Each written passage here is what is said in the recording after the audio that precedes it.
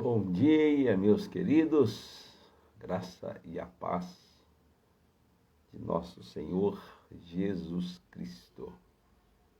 Bom dia a todos, que possamos desfrutar desta manhã, que possamos desfrutar desse momento que Deus tem nos dado, já neste final de semana. Hoje já é sexta-feira, mais uma semana vencida, né? Temos hoje e amanhã, domingo já é o primeiro dia da semana. Aproveito para encorajar você neste domingo a oferecer a sua primícia ao Senhor, isto é, estar logo pela manhã, domingo às 9 horas, conectados conosco.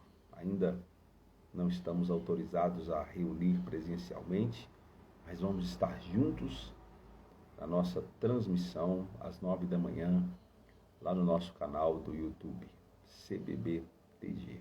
Então vai ser uma manhã gloriosa e eu sei que o Senhor vai ministrar muito as nossas vidas e as nossas famílias reunidas nas nossas casas. Então eu quero desejar encorajar você para esse tempo. Primícias, domingo, primeiro dia da semana, você oferecer as primeiras horas desse dia em oração, diante da palavra e também na celebração da família apostólica Templo da Graça.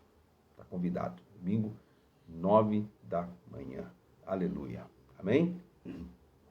Meus queridos, nós estamos em um momento especial no nosso estudo dos Gálatas. Estamos já no capítulo 6 e tem sido um momento importante o nosso estudo. E hoje vamos já adentrar aí ao último bloco, né, de versículos do capítulo 6, terminando o livro de Gálatas. Não será possível terminar tudo hoje. Teremos ainda provavelmente mais segunda-feira. Mas temos algo especial para compartilhar hoje aqui com você. Gálatas capítulo 6, a partir do verso 11. Provavelmente vamos compartilhar até o verso 13 com você hoje. Então eu vou ler aqui todo o texto, apenas como base, e até onde a gente conseguir ir. Aleluia, né? Vamos para Efésios 6, então, verso 11. Paulo vai dizer o seguinte: veja com que letras grandes estou lhes escrevendo de próprio punho. Então, Paulo começa a falar da importância dessa carta, né, para ele, né? Que ele estava escrevendo ali com letras grandes de próprio punho, né? Falando da importância. Sempre tinha alguém escrevendo ali para Paulo, né? Mas aqui ele mesmo está escrevendo. Os que desejam causar boa impressão, 12, exteriormente, tentando obrigá-los a circuncidarem, agem desse modo apenas para não serem perseguidos por causa da cruz de Cristo. Nem mesmo os que são circuncidados cumprem a lei. Querem, no entanto, que vocês sejam circuncidados a fim de se gloriarem no corpo de vocês. Quanto a mim, que eu jamais me glorie, a não ser na cruz de nosso Senhor Jesus Cristo, por meio da qual o mundo foi crucificado para mim e eu para o mundo. De nada vale ser circuncidado ou não. O que importa é ser uma nova criação. Lindo, hein? Paz e misericórdia estejam sobre todos os que andam conforme esta regra, e também sobre o Israel de Deus. Sem mais, que ninguém me perturbe, pois trago em meu corpo as marcas de Jesus. 18, último verso. Irmãos, que a graça de nosso Senhor Jesus Cristo seja com o espírito de vocês. Amém. Terminou muito lindo, né, gente? Mas vamos lá. Hoje nós vamos como eu disse, provavelmente chegar aqui até o verso 13. Nós vamos falar hoje da essência do cristianismo.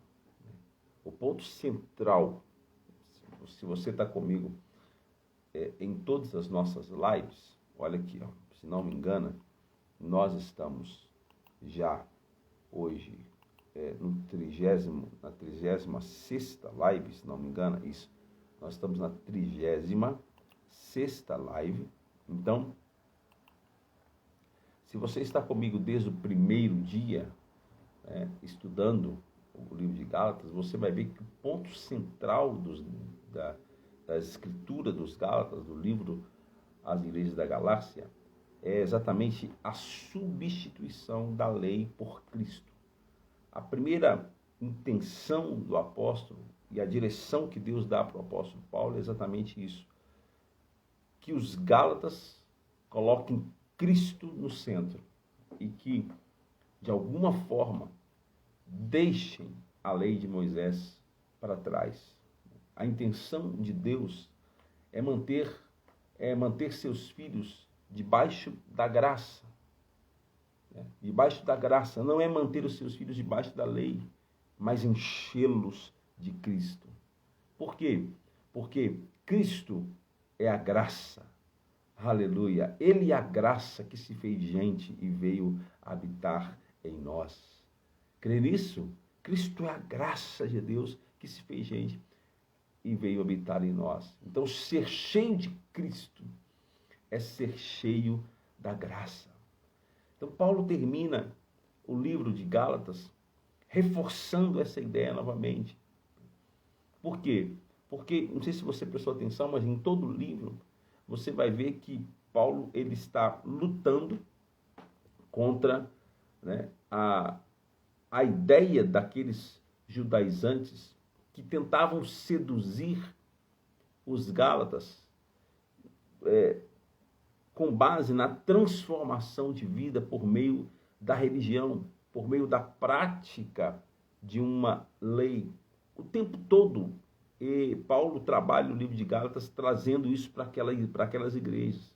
Olha, não é assim. Transformar Cristo numa religião é dizer que o seu sacrifício foi inútil.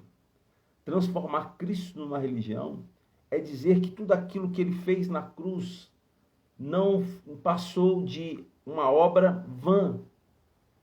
Paulo deixa bem claro para nós no livro de Gálatas que o cristianismo não é uma religião.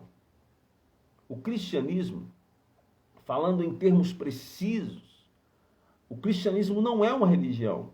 Por quê? Porque toda religião possui pelo menos três características. Possui templo, possui clericarismo e possui um conjunto de normas ou leis.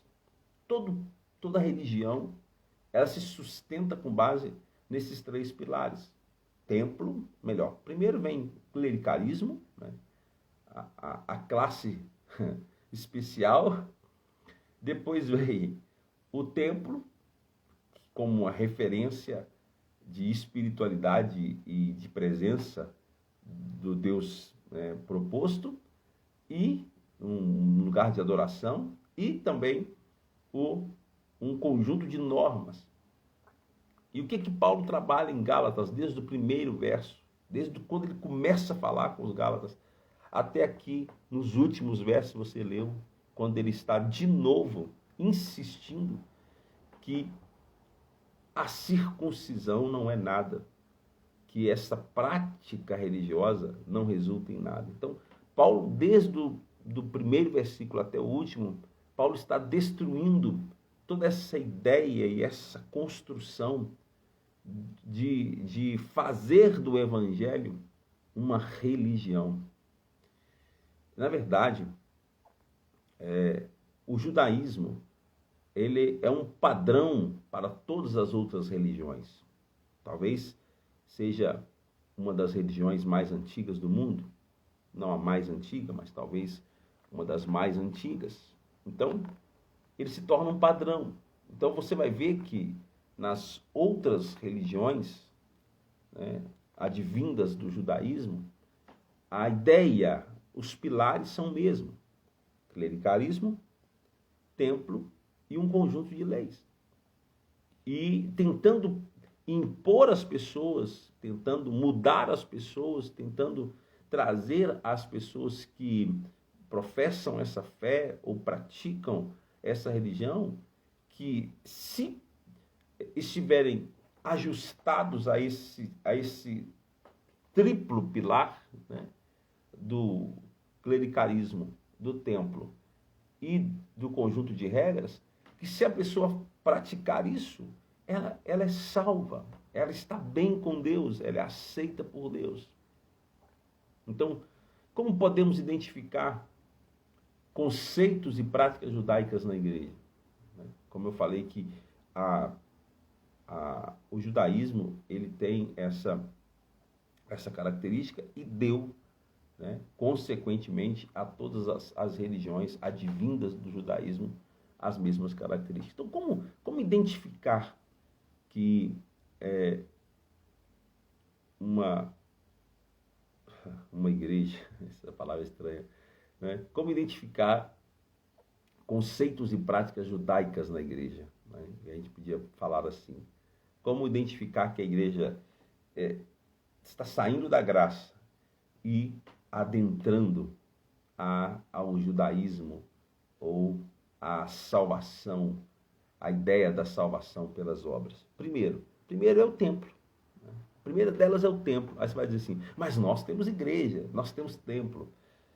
Não sei se vocês têm observado, já há algum tempo eu não estou me referindo a aquilo que a gente chamava de templo, de igreja ou de templo. Eu estou me referindo, chamando aquele espaço onde nós nos reunimos de prédio. Porque o templo era o centro da religião judaica. No Velho Testamento, né, na Velha Aliança, Deus não habitava em qualquer lugar.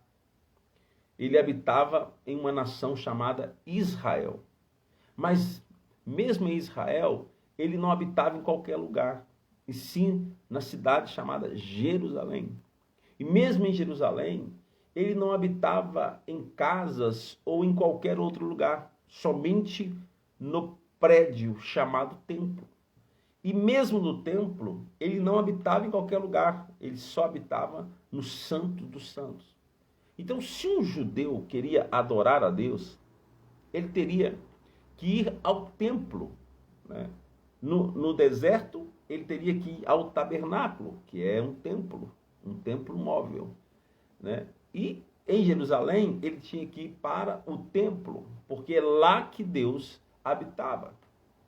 Só que na nossa vida cristã, nesse novo momento, nesse novo testamento, né, nessa nova dimensão em que estamos vivendo, nós somos o templo de Deus hoje. Então, estritamente falando, o cristianismo não possui edifícios nem templos, melhor.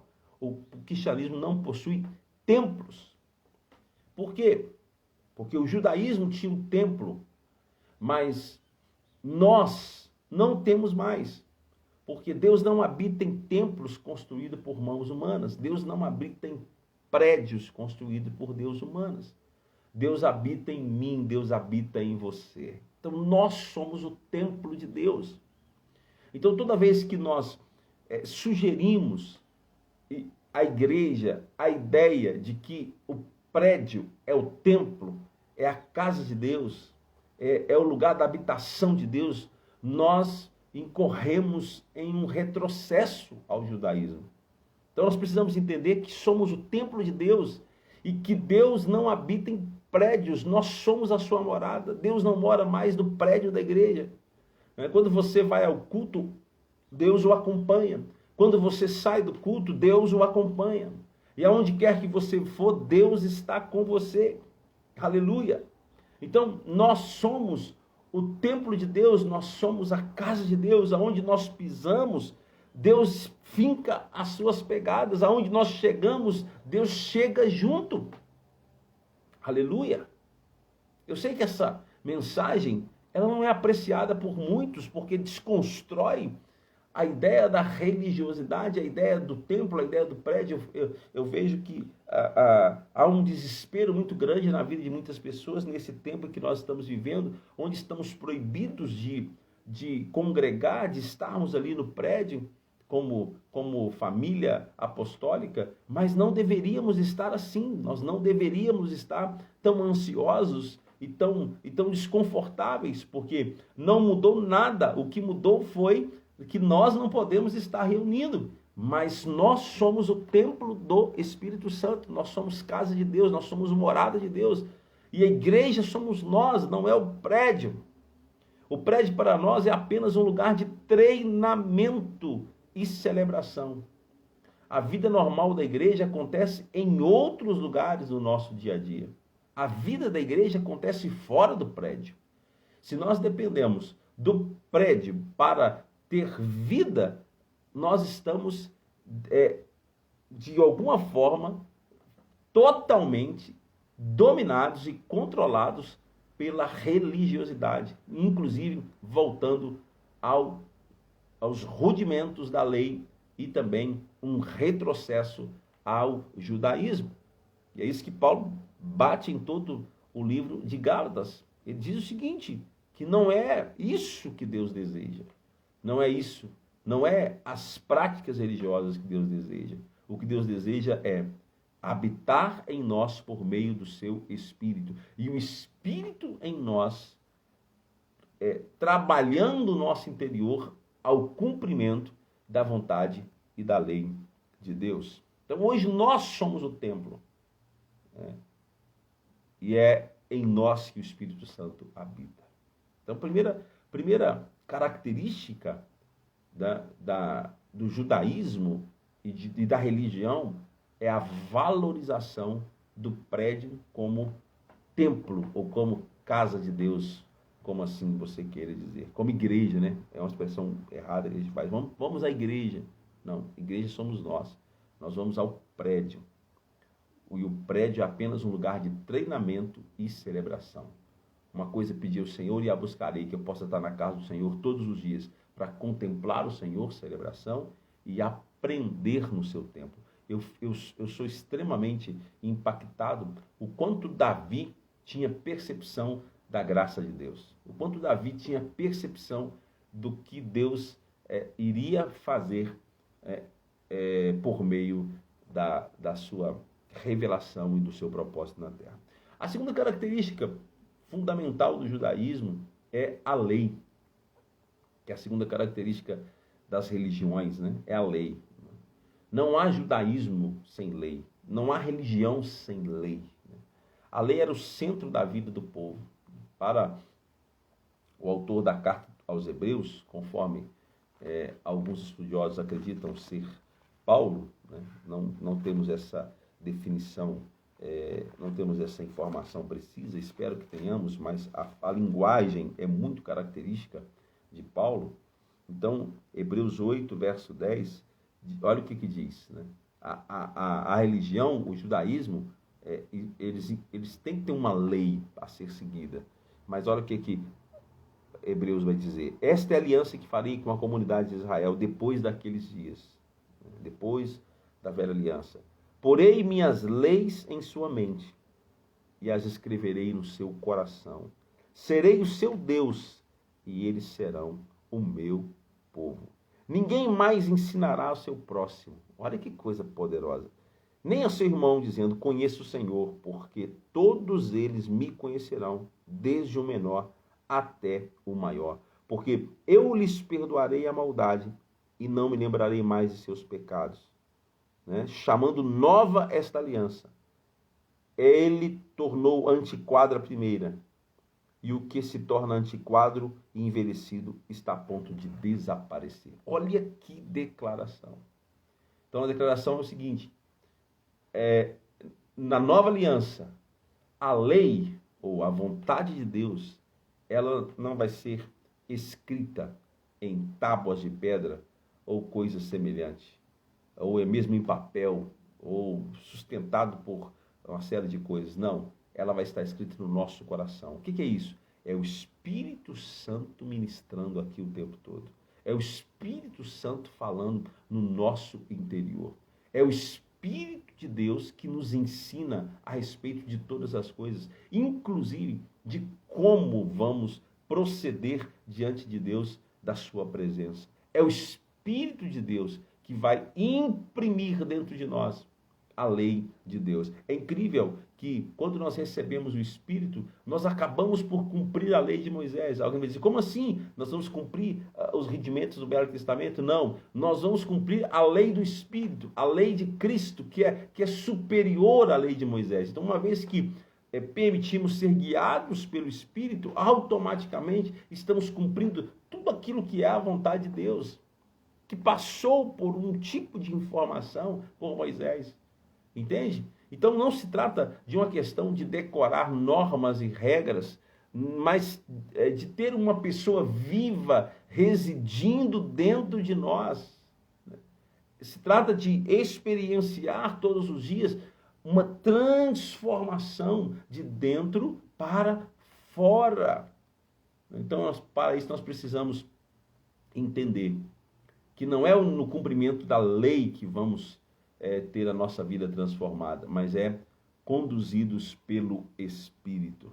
Aleluia. Então, uma das marcas da religião, em especial do judaísmo, é, então, a lei. É o templo, a igreja, como a gente gosta de falar, e a lei, um conjunto de regras. Romanos 10:4, Paulo vai dizer o seguinte, que o fim da lei é Cristo. Aleluia. Dá para você dizer isso aí? O fim da lei é Cristo, para a justiça de todo aquele que nele crê. O fim da lei é Cristo. Acabou. Acabou a lei. Nós não devemos mais seguir leis exteriores. O Espírito da verdade nos conduz a toda verdade. Então, já falamos do templo, que é uma característica. Já falamos agora do conjunto de regras, lei. E, em terceiro lugar, que é uma característica do judaísmo e da religião, é a classe sacerdotal, o clericalismo, o lugar especial, né, de alguns no meio do povo, aqueles que exercem algum tipo de autoridade no meio do povo. Né? Isso é uma característica e que nós precisamos, de alguma forma, né, rejeitar isso. São 5 as características básicas que são como padrão da religião. E nós vamos ver hoje, então, agora a terceira, e as demais faremos na próxima segunda. Então, a terceira característica do judaísmo é a sua classe sacerdotal. Então, no cristianismo não existe uma classe sacerdotal. Em todo o tempo, Paulo está tentando mostrar que cristianismo não é religião. No cristianismo, todos nós somos sacerdotes. Todos nós somos sacerdotes. Olha o que diz 1 Pedro 2,9. Vós, porém, sois raça eleita, sacerdócio real, nação santa, povo de propriedade exclusiva de Deus, a fim de proclamardes as virtudes daqueles que vos chamou das trevas para a sua maravilhosa luz. Aleluia. Vós sois a raça eleita. Né? A gente elege, né, no nosso sistema democrático, nós votamos e elegemos uma pessoa para estar na posição de autoridade sobre nós. No Novo Testamento, na Nova Aliança, a Bíblia diz que nós já fomos eleitos, que nós somos esta autoridade, que nós somos os sacerdotes reais, nós somos a nação santa, nós somos o povo de propriedade exclusiva de Deus. Então, toda religião possui algum tipo de classe clerical. Toda religião existe algum tipo de classe que mantém autoridade sobre os outros, né? Domínio sobre os outros. Alguma classe que que é representativo de Deus ou de algum Deus, que fala em nome de Deus e que diz em nome de Deus e que todos têm que se submeter a isso. Todas elas possuem algum tipo de sacerdote que está acima das pessoas comuns. Mas Paulo, ele destrói isso. Né? Lá no capítulo 3, no verso 28, Paulo vai dizer que não há judeu nem grego, enfim, não há diferenças entre nós, porque nós fomos feitos um. Eu tenho compreendido isso, eu tenho entendido isso, isso tem dominado o meu coração. O líder, o pastor, ele não é maior do que ninguém, ele não é uma classe especial, muito pelo contrário, ele exerce uma função. Ele exerce uma função dentro do contexto ali do templo, do prédio, enfim, como sacerdote, exercia uma função. Só que hoje a Bíblia diz que nós somos sacerdotes reais. Não há clericalismo no cristianismo. Todos somos iguais diante de Deus, apesar de exercermos funções diferentes. Mas somos iguais, não há, fulano é maior, ciclano, não, todo mundo tem que se submeter a isso aqui porque ele é maior. Gente, quando nós entendemos isso, nós servimos de igual modo, nós servimos no mesmo nível de amor, de disposição, sem achar que eu estou fazendo e que todo mundo tem que me servir para fazer. Não, nós somos um em Cristo Jesus. Então Paulo desconstrói esse conceito, né, de clericalismo. Não há mais isso, não deve haver isso no cristianismo. O cristianismo não é religião. As bases do cristianismo não é templo. As bases do cristianismo não é um conjunto de regras. As bases do cristianismo não é um grupo de pessoas que exercem autoridade sobre as outras. A base do cristianismo é Cristo. A base do cristianismo é a graça. Amém? Se nós nos enchemos de Cristo, nos enchemos da graça. Quanto mais compreendemos a graça, mais nos enchemos de Cristo. Amém? Então, falamos hoje, né, dessas 3 bases, são 5. Falamos hoje das 3 bases.